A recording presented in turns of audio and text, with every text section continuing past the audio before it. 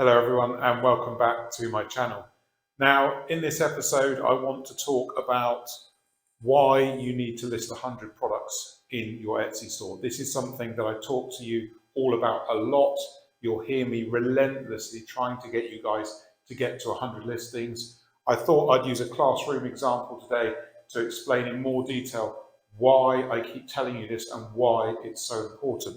So before we get into the reasons why you're going to do it, I want to talk about what people think about 100 listings in your Etsy store. So people always talk about, is 100 listings a magic number? So people say, is having 100 listings the gateway to sales? Is it a magic number? And the general answer, wherever you go, is of course, no. It's not. But I'm here to tell you that it is a magic number, but not for the reasons you think. So let's understand why it is actually a magic number to aspire to grow towards in your Etsy store. Number one, it is aspirational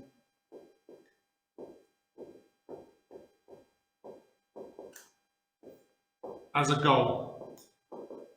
So when you commit to moving your store to 100 items, it is going to get you into a flow or process of listing in your store.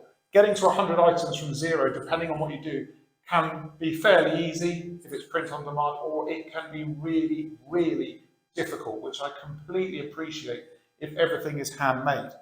But when you get to 100, when you get to 100 listings, the sense of achievement and proof of viability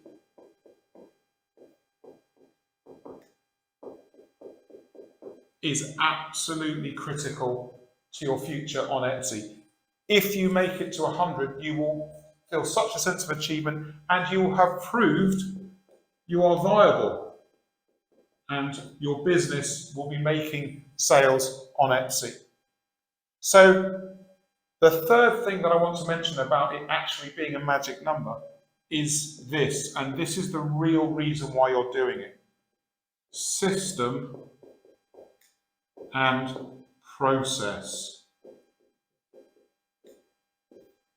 So by getting to 100 items, I absolutely guarantee you, as well as proving viability for your store and probably making some sales, you're forced to come up with an efficient listing system and process.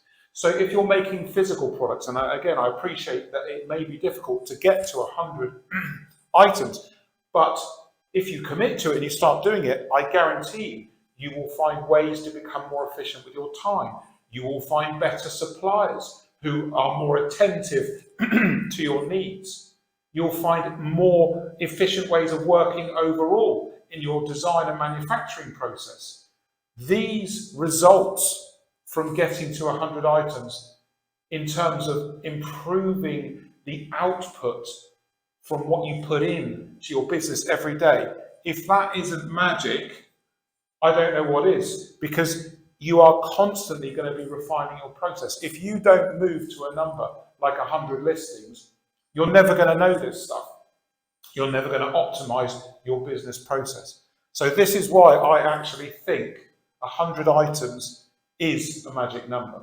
Now, let's get on to why you need to list 100 items and see it from Etsy's perspective. And then this will really, really make sense from you. Let's do it.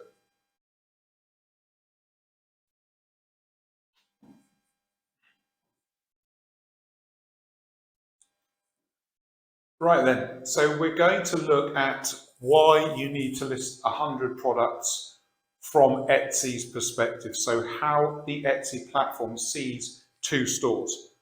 One store, this is red in case you can't see it well, this store is one square, which means 10 products. Every square is 10 products over here as well. So this store has 100 products. So each square is 10, it's green, in case you can't see it very well. So this store over here has 100 products. So when this store with 10 products is out in the Etsy selling environment, you've got 10 products out there, your 10 products are literally pulling in or trying to pull in 1, 2, 3, 4, 5, 6, 7, 8, 9, 10. They're all trying to pull in sales. Okay? But with only 10 products, you only have 10 possible ways to accumulate quality score.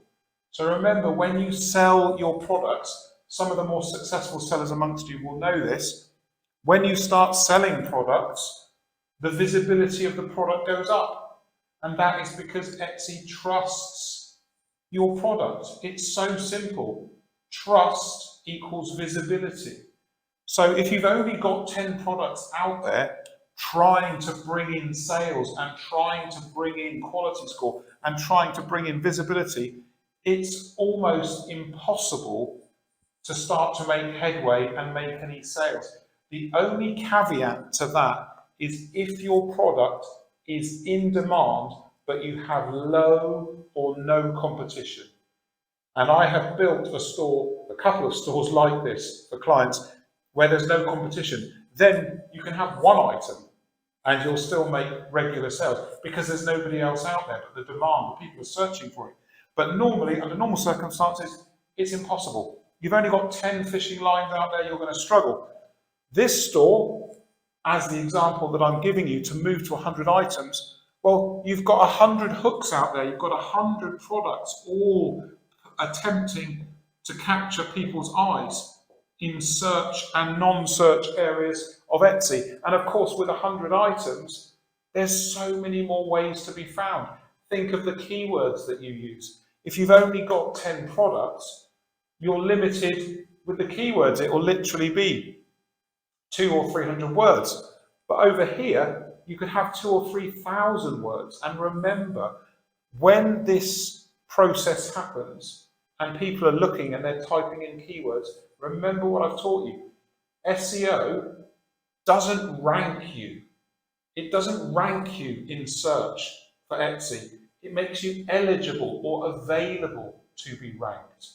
This process of sales coming into your items is what gives you visibility.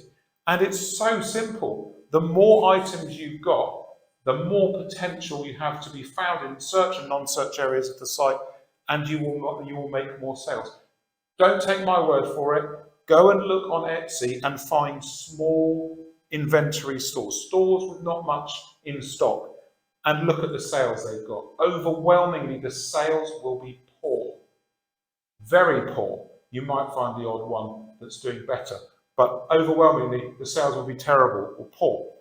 Then go and look at stores with 100 items or more. You're going to see immediately and repeatedly that these sales are so much higher. So the reason why I want you to get to 100 items is what I said before about the magic number effect. It is a magic number, but not in the way that everyone else thinks it is. And then when you get to 100 items, you should be selling. If you're not selling when you do this, I back what I say. If you're not selling when you get to 100 items, you send me your store name and I will tell you exactly why you're not selling. You should be making sales. That proves your business is viable. There is always a reason why you're not selling if you get to 100 items and the sales aren't happening. There's always a concrete reason, be it photography, video, you're selling stuff people don't want to buy. There's always a definite reason. So I hope this makes sense. I hope this visual example helps clear it up. And I'd like to know from you guys, do you enjoy these classroom examples? Do they help clarify the points that I make and the techniques and processes that I teach you? Is this good for you? Does this work? Please tell me in the comments if you'd like to see more of this content. If you do, I'll come and make more of these style videos for you guys. Let me know what you think in the comments, and I'll see you in the next one. Cheers.